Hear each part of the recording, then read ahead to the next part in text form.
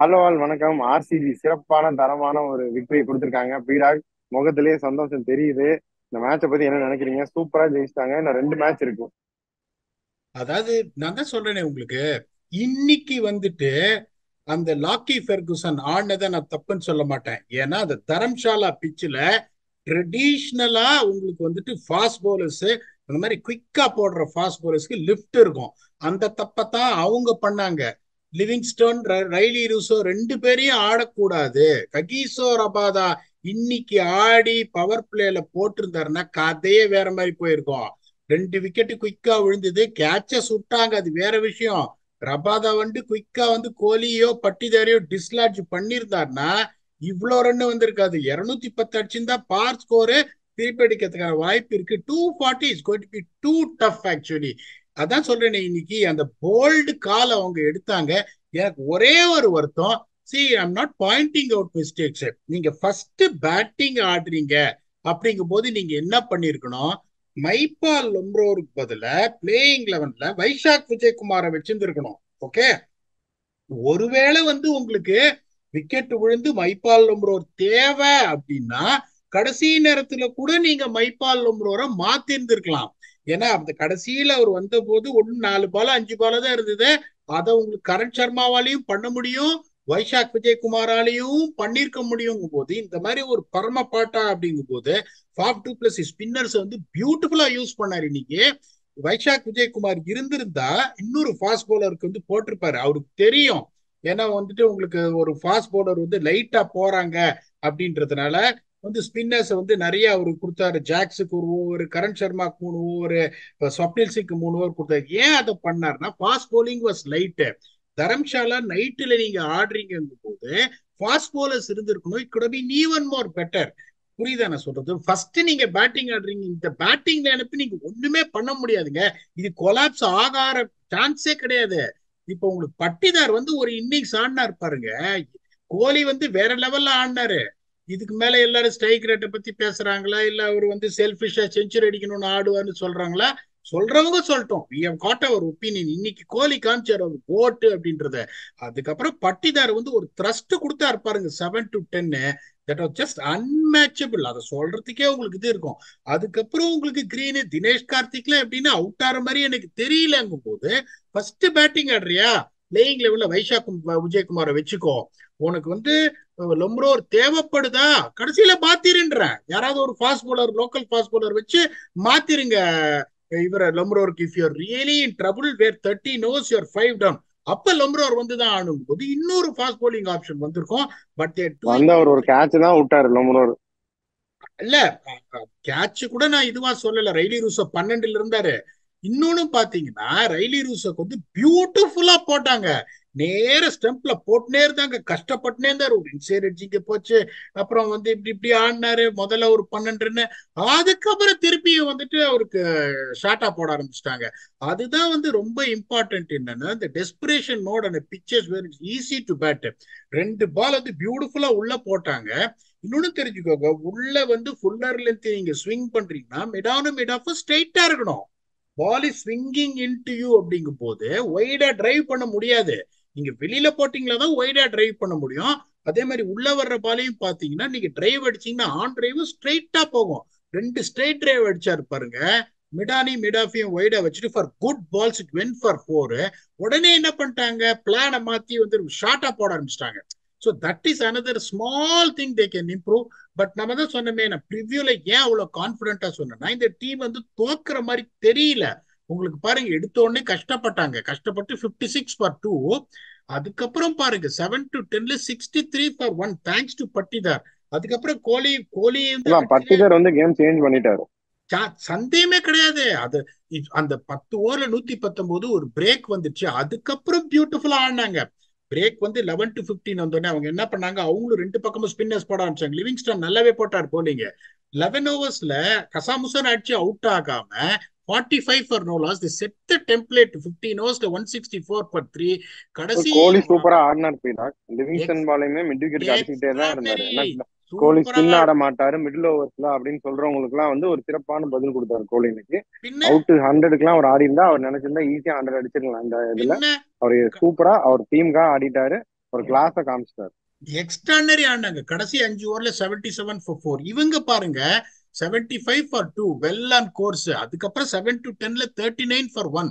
10 ஓவர்ல 114 for 3 well on course.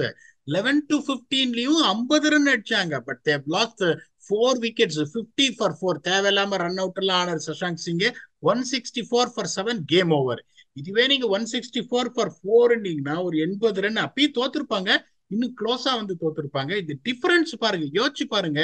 இந்த ஸ்பின்னர்ஸை வச்சுன்னு ஆர்சிபி அதை தான் அவங்க புரிஞ்சிக்கவே மாட்டேன்றாங்க.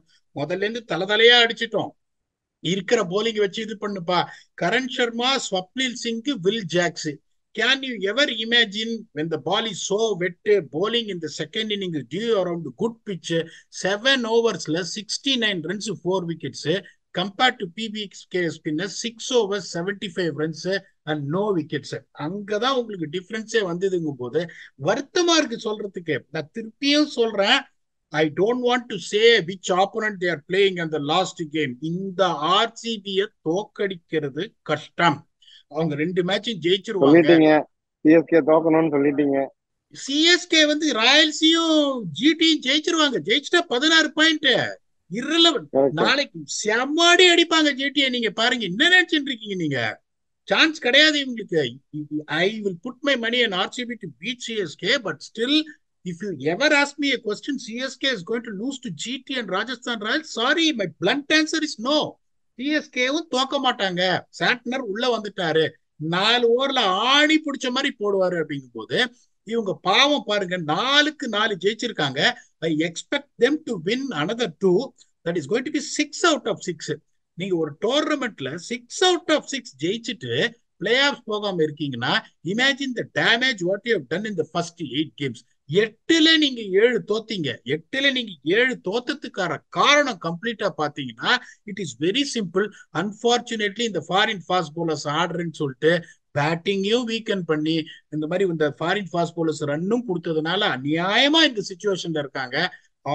இன்னைக்கு கேட்டீங்கன்னு வச்சுக்கோங்களேன், உங்களுக்கு ஒரு நல்ல காம்பினேஷன் அவங்க ஆடி இருந்தாங்கன்னா, ஈவன் இந்த சன்ரைசர்ஸ் கேம் 287 262 அந்த ஃபாரின் ஃபாஸ்ட் பவுலர் ரீஸ்டாப்லி 4 ஓவர்ல 68 நினைக்கிறேன், பார்க்காம சொல்றேன், எனக்கு ஃப்ளோல பேசுறேன் நானு. அந்த இதுலயே இந்த இதை பண்ணியிருந்தாங்கன்னா, இப்ப வைஷாக் விஜயகுமாரோட கேஸ் எடுத்துக்கோங்க. That is what is my I am feeling extremely disappointed.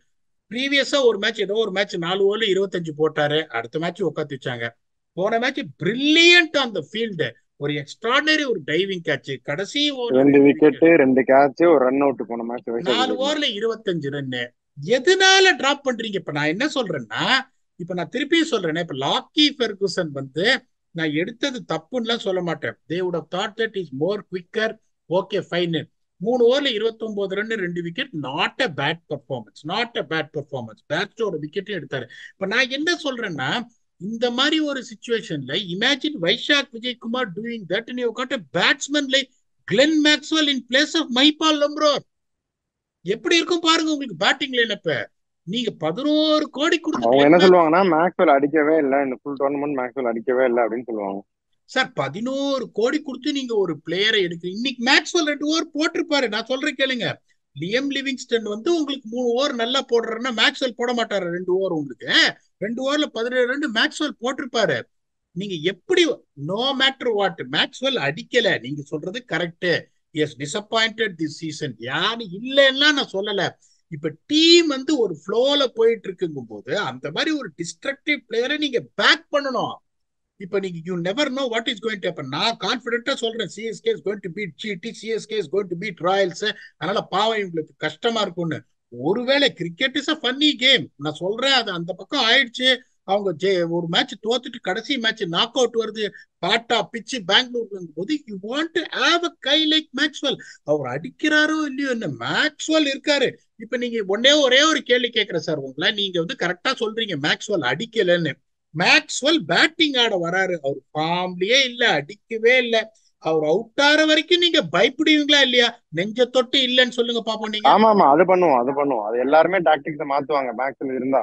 அத நான் என்ன, ஒருவேளை மேக்ஸ்வெல் 17 பால் ஆடிட்டா, அதுதான் அந்த நம்பிக்கை. when you இப்ப நான் என்ன கேள்வி கேட்கிறேன்னா, லாக்கி ஃபெர்குசன், மஹிபால் லோம்ரோர் இந்த பக்கம், அந்த பக்கம் வைஷாக் விஜயகுமார், கிளென் மேக்ஸ்வெல். நீங்க எந்த காம்பினேஷன் மேக்ஸ்வெல் ஆடுவீங்க? வைசாக் தான், மேக்ஸ்வெல் வைசாக் தான், கண்ண மூடிட்டு. தேங்க்யூ. இப்போ உங்களுக்கு ஒரு 3 ஓவர்ல ஒரு 59 ரன் அடிக்கணும். மைப்பால் உள்ள வராரு, மேக்ஸ்வெல் உள்ள வராரு. மேக்ஸ்வெல் ஃபர்ஸ்ட் பால அவுட் ஆட்டியா, அவர் உள்ள லெக் ஸ்டம்ப் அப்படின்னு கார்டு எடுக்கிறாரு. ஒரு நிமிஷம் பயப்படுவீங்களா? ஐயோ இவன் இருந்தா அடிச்சிருவாயா அப்படி தானே சொல்லுவீங்க. அந்த டெரரை தான் அவர் கிரியேட் பண்றாரு போது அவரை வச்சுக்கோங்க. உங்களுக்கு அது மட்டும் இல்ல பீரா, அவங்க நிறைய அப்போசிஷன் பவுலர்ஸ் ஹோல்ட் பேக் பண்ணுவாங்க. மேக்ஸ்வெல் வந்தா இவரை போட விடலாம் அப்படின்னு. They'll hold back their best bowlers also. Mahipal லோம்ரா இருக்கா, யாரும் they will not hold back their best bowlers. Beautiful point set. அதை தான் நானும் சொல்றேன். அப்புறம் உங்களுக்கு இந்த வைஷாக் விஜயகுமார் ஒரு ரிதம்ல இருக்காருன்னு போது அவரை ஒழிக்காதீங்க, அந்த மாதிரி பண்ணாதீங்க. ஏன்னா அடுத்த வருஷம் நீங்க main ஆக்ஷன்ல உட்காருறீங்க. when you want a crop of Indian bowlers apart from someone like Siraj, Yash Dayal has really stepped up well. Akash தீப்க்கு சான்ஸ் கொடுத்தீங்க, நிறைய சான்ஸ் கொடுக்கல. But you feel that okay அவரு இந்த கிரவுண்டு சின்னசாமியில செட் ஆக மாட்டார்னு நினைக்கிறீங்க. பட் வைஷாக் விஜயகுமார் 2 மேட்ச் 4 ஓவர்ல 25 போட்டிருக்காரு அப்படிங்கும் போது you should think seriously on him and developing him. பெரிய ஆக்ஷன்ல வைஷாக் விஜயகுமார் 7 கோடியில போக மாட்டாரு, ஈஸியா நீங்க பிக் பண்ணிடலாம். அப்படிங்கும் போது அந்த மாதிரி ஒரு பிளேயரை வளர்த்து விடுங்க. அது ஒண்ணுதானே ஒழிய I am not here to criticize what RCB has done today. First 8 match ஏகப்பட்ட தப்பு பண்ணாங்க. ஹானஸ்டா ஈவன் தான் I'm RCB fan, I told them what exactly they've done wrong.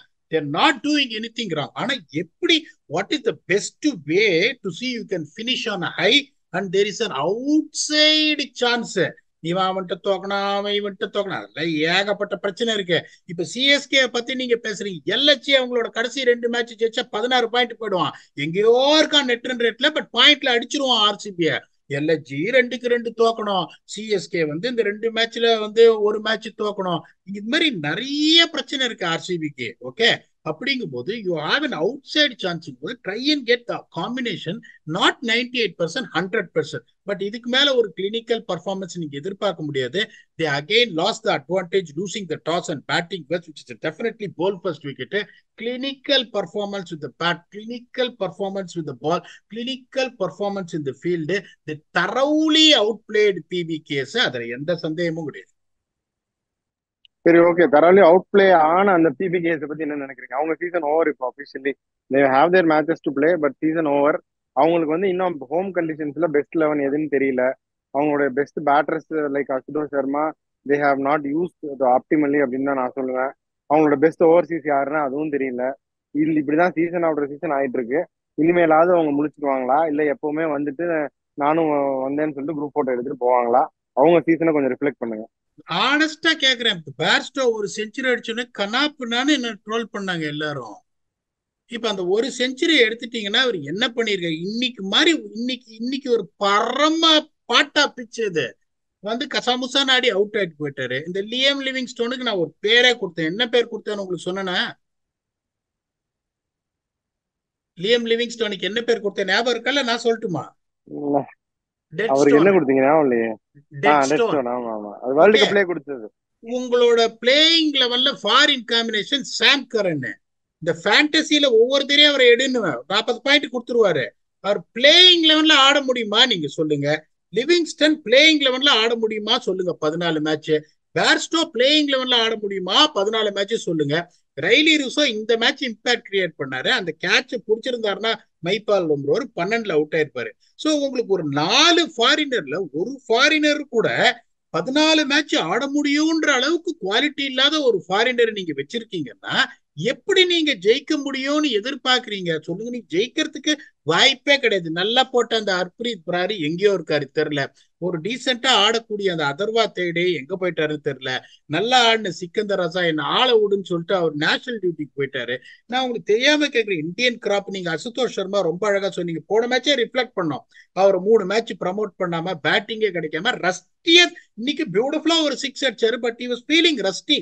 எனக்கு என்ன அவர் மேல கான்பிடன்ஸே இல்ல ரன் அடிப்பாருன்னு. That is a position you pushed your players unfortunately போது on paper they are not a bad side at all. They can only blame themselves for their team selection, their combination and strategies. extremely poor. அதனாலதான் எடுத்த உடனே பாருங்களேன். இப்ப என்ன surprise பண்ணது டெல்லி தான். இப்ப நம்ம சொன்னதுல பாத்தீங்கன்னா இந்த ஜிடி, பிபிகேஎஸ், ஆர்சிபி, டெல்லி, இவங்க 4 பேருக்கு சான்ஸே இல்லை அப்படின்னு சொன்னா, இப்ப பாத்தீங்கன்னா ஆர்சிபி ஃபைனலி வந்து they've crack their combination and getting closer. Still the path is too long for them. Delhi has really surprise me, even the path is going to be difficult for them also. அவங்களும் வந்து 2-2 ஜெயிக்கணும். So உங்களுக்கு இது நடக்குமா என்னன்னு தெரியாது. But RCB and Delhi have finally found their combination out of nowhere, which they would have done a little bit early. Story would have been different. பிபிகேஸ்ல நான் சொல்றேனே உங்களுக்கு, எப்ப நீங்க வந்துட்டு ஒரு கரெக்டான ஆளுங்களை வந்துட்டு ஓகே யோ எவ்வளவோ செலவு பண்ற 8 கோடி 10 கோடி கொடுத்து ஒரு பிளேயர் எல்லாம் உட்காந்து வைக்கிற ஒரு புத்திசாலி சப்போர்ட் ஸ்டாஃப், ஒவ்வொரு இதுக்கும் ஒரு இன்டெலிஜென்ட் ஆள் இருக்கணும். ஒரு ஆப்ஷன்ல உட்காரத்துக்கும் ஒரு இன்டெலிஜென்ட் ஆளு, அதுக்கப்புறம் பாத்தீங்கன்னா உங்களுக்கு வந்து இந்த டேலண்ட் ஸ்கவுட்டுக்கு ஒரு இன்டெலிஜென்ட் ஆளு, அதுக்கப்புறம் batting line up, domination, playing eleven, impact எப்படி விடுறது அதுக்கு பண்றதுக்கு ஒரு இன்டெலிஜென்டான ஆளு.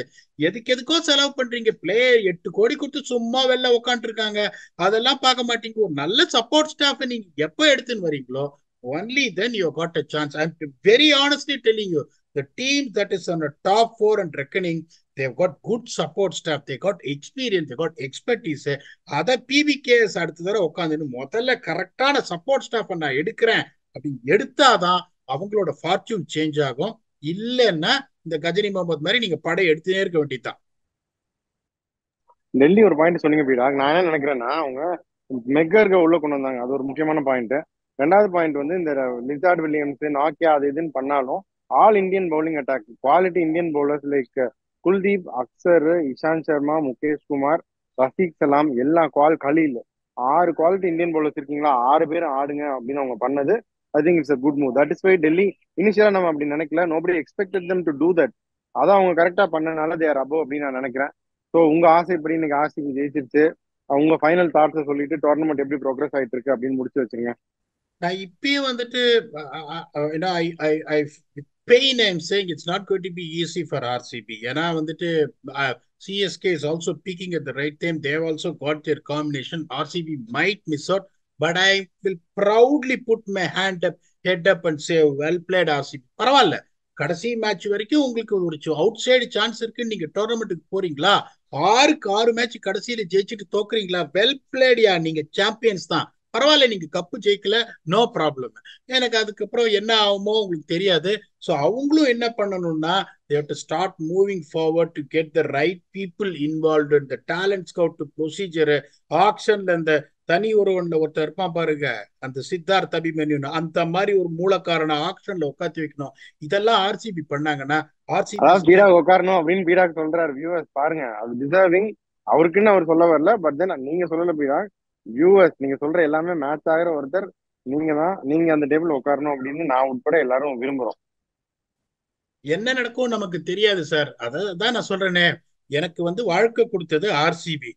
2 ஆசை தான் எனக்கு வாழ்க்கையில. ஒன்னு, part of winning team in IPL. 3 finals வந்து போயிடுச்சு, ஜெயிக்க முடியல. அதுக்கப்புறம் அந்த வேர்ல்டு கப் ஒரு தடவை இந்தியா அண்டர் 19 டீமோட போய் அந்த ஃபைனல்ஸும் போயிடுச்சு. So I don't know whether that ஆசை will ever happen at all. But wherever I go, I want to produce results.